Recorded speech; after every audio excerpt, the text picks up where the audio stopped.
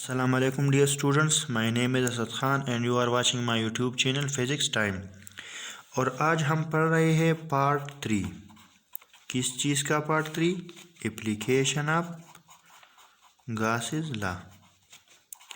Application of Gauss law हम पढ़ रहे हैं, लेकिन आज इसका पार्ट 3 है। और एप्लीकेशन इसकी क्या है? Electric field due to different charge distribution.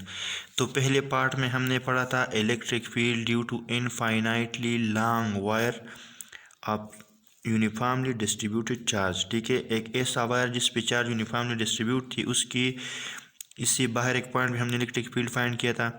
दूसरे पार्ट में हमने क्या किया था? एक कंडक्टर था, सिलेंडर था, उसके अंदर और बाहर हमने इलेक्ट्रिक फील्ड फाइंड किया था। आज जो हमारा टॉपिक है वो है इलेक्ट्रिक फील्ड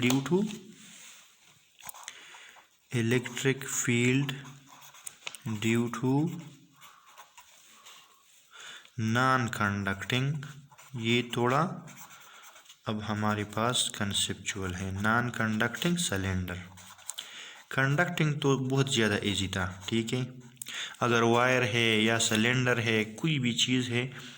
लेकिन नॉन कंडक्टिंग मटेरियल जो होते हैं या नॉन कंडक्टिंग सिलेंडर इस केस में हम लेते हैं, इसके लिए हमें थोड़ा समझना पड़ेगा चार्ज डिस्ट्रीब्यूशन को।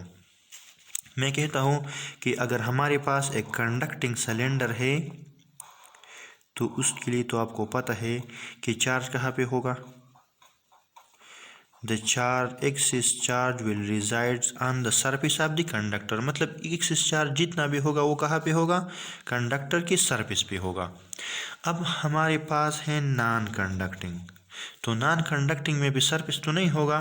नॉन कंडक्टिंग में चार्ज सरफेस पे नहीं होगा, तो कहाँ होगा? पूरी वॉल्यूम में चार्ज डिस्ट्रीब्यूट होगा। ठीक है, अब सिर्फ सरफेस पे नहीं होगा, इनसाइड द कंडक्टर होगा।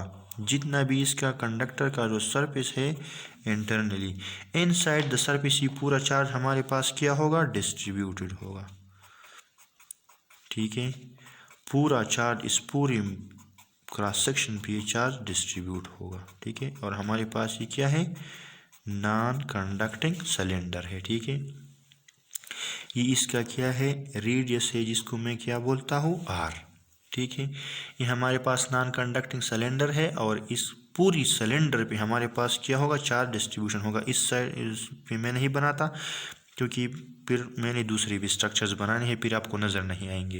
वरना इस पूरी स्ट्रक्चर पे charge inside the surface distribute होगा, बाहर नहीं होगा, क्योंकि कंडक्टर नहीं है। कंडक्टर में कहाँ पे होते हैं? सिर्फ सरफेस पे होते हैं, और नॉन कंडक्टर में पूरी सिलेंडर पे होते हैं। ठीक है, तो अब जब हम चार्ज डिस्ट्रीब्यूशन लेंगे तो कैसे लेंगे? हम चार्ज डिस्ट्रीब्यूशन, जो चार्ज डेंसिटी मालूम करेंगे, तो इसको अब हम क्या बोलेंगे? चूँकि पूरी वॉल्यूम पे चार्ज डिस्ट्रीब्यूट है, तो अब हम इसको बोलेंगे वॉल्यूम चार्ज डेंसिटी। ठीक है, इसको अब हम क्या बोलेंगे? वायर के लिए हमने बोला था लाइन चार्ज डेंसिटी, सरफेस के लिए हमने बोला था सरफेस चार्ज डेंसिटी। अब हम पूरी वॉल्यूम के लिए पढ़ रहे हैं, तो इसके लिए है वॉल्यूम चार्ज डेंसिटी, और इसको रिप्रेजेंट किससे करेंगे? रो से। और रो हमारे पास किस चीज़ के बराबर होगी? चार्ज पर यूनिट वॉल्यूम। इसकी आप छोटा क्यू भी लिख सकते हैं और बड़ा क्यू भी लिख सकते हैं। अब मैंने बड़ा क्यू इसलिए किया कि इस पूरी चार्ज इसको मैंने एक चार्ज कंसिडर किया। ठीक है, तो ये हमारे पास है इक्वेशन नंबर स्टार, और इसको मैं लास्ट में यूज़ करूँगा। ठीक है, तो आपके जहन में ये बात होनी चाहिए कि हमने एक ऐसा इक्वेशन लिया था वॉल्यूम चार्ज डेंसिटी के लिए, और वॉल्यूम चार्ज डेंसिटी किस चीज़ के बराबर होती है? चार्ज पर यूनिट वॉल्यूम के। अब हमारे पास दो कंडीशन है। एक तो हम इसके अंदर इलेक्ट्रिक फील्ड फाइंड करेंगे कि इसके अंदर इलेक्ट्रिक फील्ड कितनी है, और दूसरा हम इसके बाहर इलेक्ट्रिक फील्ड फाइंड करेंगे कि इसके बाहर इलेक्ट्रिक फील्ड कितनी है। तो पहले हम लेते हैं इनसाइड वाला, electric field inside the cylinder. आपको समझना पड़ेगा, ठीक है, कि मैंने कौन सा वाला सरफेस लिया है, कौन सा कंसिडर किया है। तो अगर हम इनसाइड एक आर पॉइंट आर पे हम क्या करते हैं? इसकी इलेक्ट्रिक फील्ड को फाइंड करते हैं, तो इसके लिए शर्त क्या है? पहला, मैं एक गॉसियन सरफेस को ड्रा करूँगा। Gaussian surface. और गॉसियन सरफेस के लिए दो शराइत कौन से है? पहले पार्ट 1 और 2 में हमने पढ़े हैं कि एक तो ये सिमेट्रिक होनी चाहिए और दूसरा गॉसियन सरफेस पे किसी भी पॉइंट पे इलेक्ट्रिक फील्ड सेम होनी चाहिए। तो मैं लेता हूँ एक क्लोज सरफेस, इसके अंदर एक सिलेंडर लेता हूँ और इस सिलेंडर का रेडियस में क्या लेता हूँ? Small are.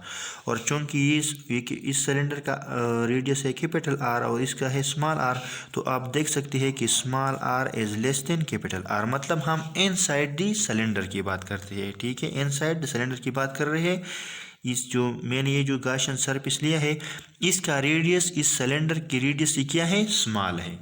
ठीक है, तो अब हमारे पास देख ली किसी भी पॉइंट पर इस साइड से इलेक्ट्रिक फील्ड लाइन, मैं सिर्फ एक ड्रा करूंगा इसलिए ताकि ये मॉडल गंदा ना हो। ठीक है, इलेक्ट्रिक फील्ड लाइन इसी डायरेक्शन में है और एरिया का जो एरिया वेक्टर है वो भी इसी डायरेक्शन में है। दोनों इस कर्व के लिए क्या है? कर्व सरफेस के लिए सेम, इलेक्ट्रिक फील्ड भी इसी डायरेक्शन में और एरिया वेक्टर DA भी इसी डायरेक्शन में। ठीक है, इसी के लिए भी इलेक्ट्रिक फील्ड भी इसी डायरेक्शन में और एरिया वेक्टर भी इसी डायरेक्शन में। और अगर आप कहें कि आपको कैसे पता, तो हम कहते हैं कि पॉजिटिव चार्ज के लिए electric field lines are always radially outward. ठीक है, तो ये रेडियली आउटवर्ड होंगे, इसी तरह नहीं होंगे कि हम इस तरह ले लें, क्योंकि रेडियली आउटवर्ड होंगे। ठीक है, इस सर्फेस के लिए देखो, इसके लिए भी इलेक्ट्रिक फील्ड लाइन इसी डायरेक्शन में है, लेकिन इस सर्फेस का जो एरिया वेक्टर है वो हमारे पास इसी डायरेक्शन में है, DA। तो दोनों के बीच में एंगल किया है 90 डिग्री। इसी तरह इसके लिए भी इलेक्ट्रिक फील्ड लाइन इसी डायरेक्शन में है और एरिया वेक्टर हमारे पास इसी डायरेक्शन में है, DA। दोनों के बीच में एंगल किया है 90 डिग्री। तो अब मैं 3 सरफेसेस लेता हूँ। एक हमारे पास ये सरफेस हो गया 1, दूसरा ये 2 और तीसरा हमारे पास ये कर्व सरफेस। ये वाला जो कर्व सरफेस है इसके को मैंने कौन सा नाम दिया? 3। तो अब मैं टोटल फ्लक्स फाइंड करना चाहता हूँ, तो मैं लिखूंगा flux 1 due to surface 1 due to surface 2 and flux due to surface 3। ठीक है, इसको मैं लिखता हूँ इक्वेशन नंबर 1। और फ्लक्स का मुझे पता है कि किसी भी क्लोज सरफेस के लिए गॉसियन लॉ में हमने पढ़ा है वो किस चीज़ के बराबर होगा? E.dA के बराबर होगा। ठीक है, तो हम इसको इस तरह लिखते हैं, मैं लिखूंगा E.dA1 flux due to surface 1। ठीक है, ई हमारे पास क्या है? ये तो हमारे पास कांस्टेंट है। गॉसियन सरफेस का कंडीशन है कि इलेक्ट्रिक फील्ड हर पॉइंट पे क्या होगा? सेम होगा। और दोनों वेक्टर क्वांटिटीज़ है, तो मैं ये लिखूंगा। ठीक है, एरोस के निशान। और इसका मतलब है क्लोज सरफेस के लिए मैं फाइंड करता हूँ, तो ये इंटीग्रेशन के साइन पे मैं ये लगाऊंगा। ये हो गया E.A2 सेकंड सरफेस के लिए, और ये हमारे पास हो गया E.A3 DA3। ठीक है, अब डॉट को ख़त्म करने के लिए हम क्या लगाएंगे? Cos theta. E.DA1 cos theta plus E.DA2 cos theta plus E.DA3 cos theta. अब आप देख ली सरफेस 1 में इलेक्ट्रिक फील्ड लाइंस और DA के बीच में जो एंगल है 90 डिग्री है, एरिया 2 के लिए भी 90 है, 3 के लिए हमारे पास क्या है? 0। दोनों हमारे पास सेम डायरेक्शन में है, तो तरफ सरफेस के लिए क्या है? 0 है।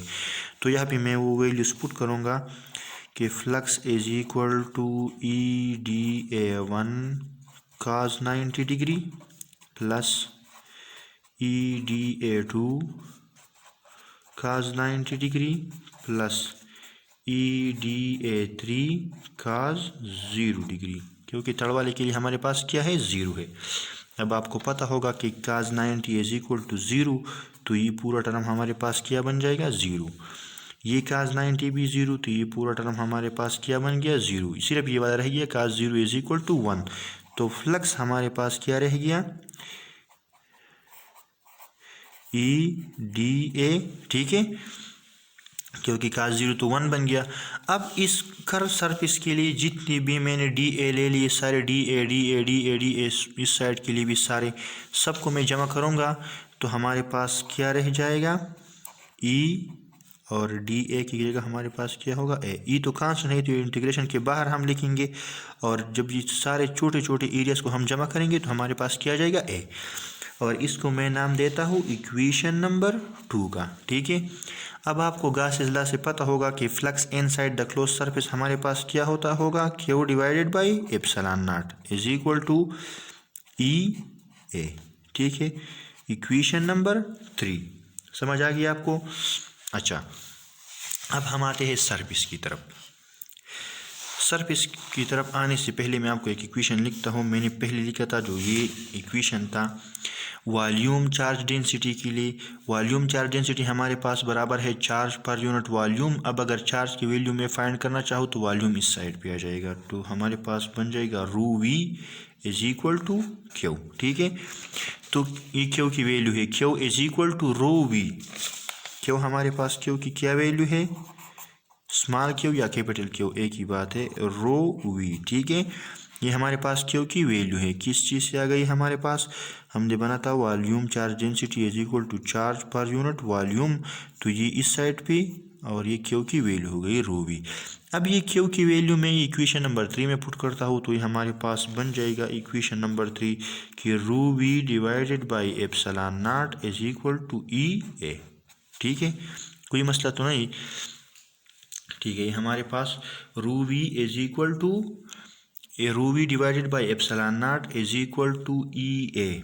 अब हम लिखेंगे इसकी वैल्यूज।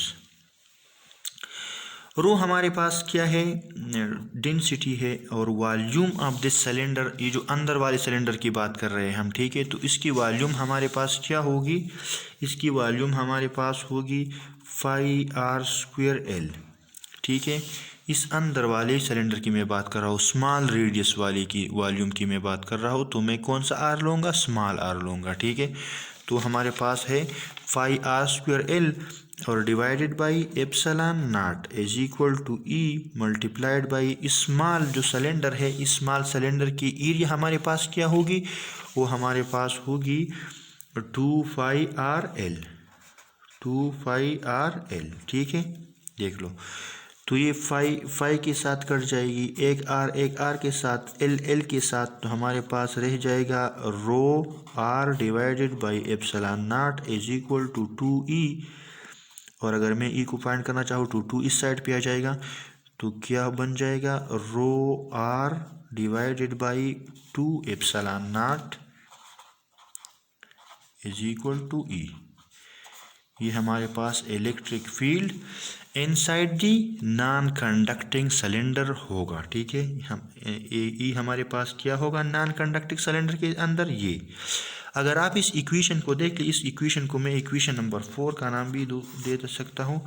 अगर आप इस इक्वेशन से देख लें तो आप देख सकते हैं कि E is directly proportional to R। E is directly proportional to R, इसका मतलब क्या है, मैं आपको वो समझा देता हूँ कि मतलब इलेक्ट्रिक फील्ड और R आपस में कौन सी रिलेशनशिप में है, डायरेक्ट रिलेशनशिप में है। डायरेक्ट रिलेशन है दोनों के बीच में। अगर R ज़्यादा होगा तो इलेक्ट्रिक फील्ड क्या होगा, ज़्यादा। अगर R कम होगा तो इलेक्ट्रिक फील्ड क्या होगा, कम। देख लिया आप, इसका मतलब क्या है, इसका मतलब ये है कि इस पूरी सिलेंडर के अंदर हमारे पास क्या है, चार्जेस हैं। अब अगर मैं एक बहुत छोटा सिलेंडर लेता हूँ, R बहुत स्मॉल हो, तो उसके अंदर चार्जेस भी कम होंगे।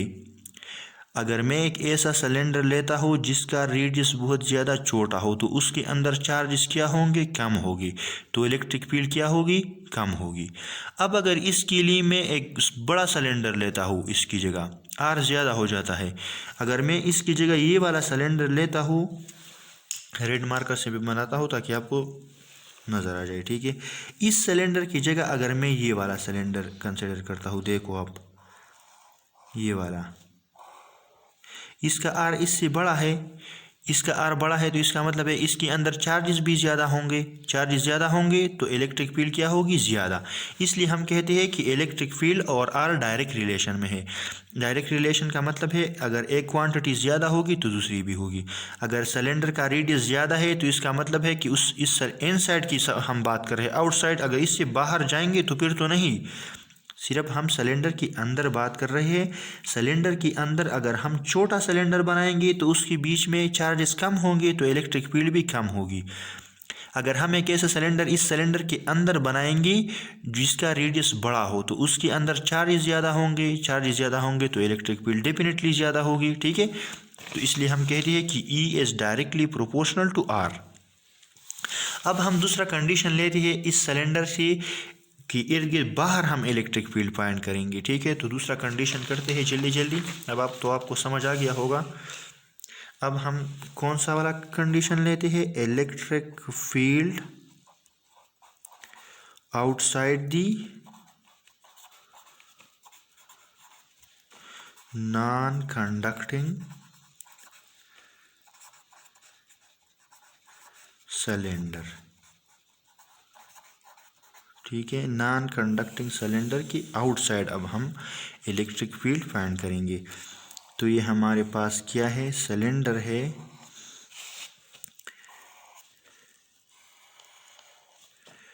और क्या है, नॉन कंडक्टिंग है। नॉन कंडक्टिंग का मतलब है कि पूरा चार्ज इसकी बीच में है। मैं थोड़ा बनाता हूँ ताकि आपको डायग्राम पर वाज़ेह नज़र आ जाए। ठीक है, वरना ये चार्ज पूरी इसके अंदर क्या है, डिस्ट्रीब्यूटेड है।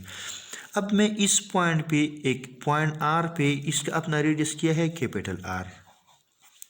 अब मैं इस पॉइंट आर पे एक इलेक्ट्रिक फील्ड फाइंड करना चाहता हूँ। अब देख लो ये आर इस सिलेंडर के बाहर है, तो मैं यहाँ पे डायरेक्ट तो मैं फाइंड नहीं कर सकता। तो मैं कौन सा एप्लीकेशन यूज़ करूँगा, गॉसेस लॉ के। और गॉसेस लॉ के लिए मैं क्या, पहले तो ये आप देख ली कि R is greater than R. ये आर हमारे पास इस आर से क्या है, ग्रेटर है, मतलब हम आउटसाइड की बात कर रहे हैं। तो यहाँ पे मैं क्या करूँगा, एक गॉसियन सरफेस लूँगा। ठीक है, सॉरी मैंने ये बना दिया, तो इस यहाँ पे बनाएंगे, इससे बाहर तो नहीं जाएंगे। ये सरफेस मैंने बना दिया अब। ठीक है, ये मैंने एक सिलेंडर ले लिया और ये सिमेट्रिक है। ठीक है, इस चार्ज डिस्ट्रीब्यूशन के लिए। और इस सिलेंडर के हर पॉइंट पे इलेक्ट्रिक फील्ड क्या होगा, कांस्टेंट होगा, सेम होगा। और इसका जो इस सिलेंडर का जो रेडियस है वो हमारे पास क्या होगा, स्मॉल आर। और small r is greater than capital R. मतलब इस बाहर वाले जो सिलेंडर का रेडियस है वो इस अंदर वाले से क्या है, ज़्यादा है। अब आप देख ले हर पॉइंट पे, देख ली इस पॉइंट इलेक्ट्रिक फील्ड लाइन इस तरह होंगे, रेडियली आउटवर्ड है तो मैं इस तरह लिखूंगा। ठीक है, दो इसलिए बनाता हूँ ताकि मॉडल ज़्यादा गंदा ना हो। ठीक है, यह भी इस तरह होंगे, यह इस तरह होंगे, यह भी इस तरह होंगे और इस तरह होंगे। और डायरेक्शन में रेड से बनाऊंगा। डायरेक्शन इस पॉइंट पे क्या होगा, वो भी इस तरह होगा। ठीक है, किसी भी इस सरफेस का डायरेक्शन रेडियली आउटवर्ड होगा, electric field line radially outward होगी और नॉर्मल हमारे पास भी क्या होगा, परपेंडिकुलर। तो डी ए और ई ए की डायरेक्शन में होंगे। ठीक है, इसी तरह इस साइड के लिए भी ई और डी ए की डायरेक्शन में होंगे। लेकिन इस साइड के लिए ई है और इस साइड के लिए एरिया का जो वेक्टर है डी ए वो क्या होगा, ये होगा। तो दोनों के बीच में कौन सा एंगल, 90। इस साइड के लिए देख लो हमारे पास ई इस डायरेक्शन में है और एरिया वेक्टर हमारे पास इस डायरेक्शन में है, तो इसके लिए एंगल क्या है, 90 डिग्री। तीन सरफेसेस है, एक सरफेस ये है, एक सरफेस ये है, दो, और एक हमारे पास एक कर्व सरफेस है। तो इस सरफेस पे भी दोनों के बीच में 90 डिग्री एंगल है, इस सरफेस पे भी हमारे पास 90 डिग्री एंगल है। सिर्फ ये तड़ वाला जो सरफेस है इस पे हमारे पास एंगल क्या है, 0 है। ठीक है, तो अब हम इसको मैथमेटिकली इस तरह लिखते हैं कि total flux is equal to flux 1 plus flux 2 plus flux 3। ठीक है, और फ्लक्स का हमें पता है कि वो क्या है, क्लोज सरफेस के लिए क्या होगा, ईटा डी ए। तो इस हर एक की जगह हम ये वैल्यू लिखेंगे अब। तो फ्लक्स क्या बन जाएगा हमारे पास, E dot d A 1 plus E dot d A 2 plus E dot d A 3। मैं जल्दी जल्दी में लिखता हूँ क्योंकि मैंने बार बार ये आपके लिए कर दिया। E D A 1 cos theta. अब इसके बारे में वैल्यूज पुट नहीं करूँगा। ठीक है, ई डॉट तो ख़त्म हो गया, डी ए 2 कॉस थीटा और plus E D A 3 cos theta. तो ये हमारे पास क्या बन जाएगा, देख लो, सरफेस 1 के लिए एंगल 90 डिग्री, सरफेस 2 के लिए एंगल 90 डिग्री, सरफेस 3 के लिए एंगल 0। ठीक है, तो ये हमारे पास हो जाएगा E D A 1 cos 0 degree 90 degree surface 1 के लिए, सरफेस 2 के लिए भी cos 90 डिग्री प्लस सरफेस 3 के लिए cos 0। ठीक है, cos 90 इज इक्वल टू 0 तो ये पूरा term 0, cos 90 is equal to 0 तो ये पूरा term 0, cos 0 is equal to 1। तो फ्लक्स हमारे पास बन जाएगा EDA, ठीक है। और अब हमने कहा था कि गॉसियन सरफेस पे इलेक्ट्रिक फील्ड क्या होगा, कांस्टेंट होगा, तो इसको हम बाहर निकालेंगे तो ये हमारे पास DA बच जाएगा। और इस सर्कुलर सरफेस पे जितनी भी सारे हम छोटे छोटे DA एलिमेंट्स लेंगे और उसको हम ऐड करेंगे, इंटीग्रेशन लेंगे उसका, तो हमारे पास क्या बन जाएगा, EA। तो ये हमारे पास इक्वेशन नंबर A आ गया, ठीक है। अब इसके लिए भी हम कौन सा वाला लेंगे, वॉल्यूम चार्ज डेंसिटी लेंगे, क्योंकि देखो अंदर हमारे पास क्या है, चार्जेस है। तो हम क्या लेंगे, वॉल्यूम चार्ज डेंसिटी लेंगे। और वॉल्यूम चार्ज डेंसिटी हमारे पास किस चीज़ के बराबर होती है, चार्ज पर यूनिट वॉल्यूम की, ठीक है। अब इससे हम चार्ज की वैल्यू फाइंड करते हैं, तो वॉल्यूम इस साइड पे आ जाएगा, ρV is equal to Q। अब इक्वेशन थोड़ा कॉम्प्लिकेटेड हो जाएगा हमारे लिए, ठीक है। कॉम्प्लिकेटेड नहीं है, बस आपने थोड़ा कंसंट्रेशन से देखना है, ठीक है। हम अब पढ़ रहे हैं, हम अब चार्ज डेंसिटी तो ये स्मॉल वाले कैपिटल R वाले सिलेंडर के लिए पढ़ रहे हैं। अंदर वाले का रेडियस हमारे पास क्या है, कैपिटल R, देख लो आप, ये हमारे पास क्या है, कैपिटल R। चार्ज तो सिर्फ इस अंदर वाले पे है, तो density charge, volume charge density भी इस अंदर वाले के लिए पढ़ेंगे, ठीक है। लेकिन इलेक्ट्रिक फील्ड हम इस बाहर वाले के लिए पढ़ेंगे। तो एरिया जब हम फाइंड करेंगे तो एरिया इस बाहर वाले सिलेंडर का होगा, लेकिन वॉल्यूम चार्ज डेंसिटी जब हम फाइंड करेंगे तो वो इस अंदर वाले के लिए फाइंड करेंगे। रीज़न क्या है, क्योंकि चार्ज तो अंदर वाले पे है, तो वॉल्यूम चार्ज डेंसिटी अंदर वाले सिलेंडर की होगी। लेकिन अगर हम इलेक्ट्रिक फील्ड फाइंड करते हैं तो फिर हम एरिया पुट करेंगे, तो फिर हम इस बाहर वाले सिलेंडर का पुट करेंगे, क्योंकि इलेक्ट्रिक फील्ड हम इस आउटसाइड द कंडक्टर फाइंड करते हैं, ठीक है। तो इसका वॉल्यूम हमारे पास क्या होगा, वॉल्यूम हम अंदर वाले के लिए फाइंड करते हैं, तो रो इनटू वॉल्यूम का वैल्यू हमारे पास क्या होगा, 2πr_L,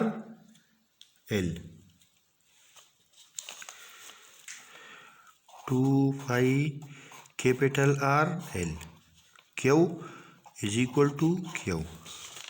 ये वॉल्यूम की जगह मैंने कैपिटल R क्यों लिख दिया, क्योंकि हम अंदर वाले जिसका रेडियस कैपिटल R है, अंदर वाले का रेडियस हमारे पास कैपिटल R है, और इसकी वॉल्यूम चार्ज डेंसिटी हम इसकी फाइंड करते हैं, क्योंकि चार्ज सिर्फ इसी पे है। तो इसके लिए मैंने वॉल्यूम की इक्वेशन में कैपिटल R लिख दिया, ठीक है। कोई मसला तो नहीं होगा आपको, ठीक है। और वॉल्यूम का फार्मूला है 2πr²L, सॉरी। तो ये हमारे पास ये इक्वेशन आ गया, ठीक है। अब हम आते हैं, इस Q की वैल्यू को मैं यहाँ पे लिखूँगा, क्योंकि हमारे पास है charge divided by epsilon naught. Gauss's law से हमने पढ़ा है ना कि फ्लक्स हमारे पास किस चीज़ के बराबर होता है, charge divided by epsilon not. और चार्ज क्या मतलब, इन साइड वाला जो चार्ज सरफेस के अंदर हो, ये हमारे पास है E। और एरिया अब इस बड़े वाले सिलेंडर का मैं लिखूँगा, तो बड़े वाले सिलेंडर के लिए मैं एरिया क्या लिखूँगा, इसके लिए एरिया हमारे पास होगी 2πr_L, ठीक है।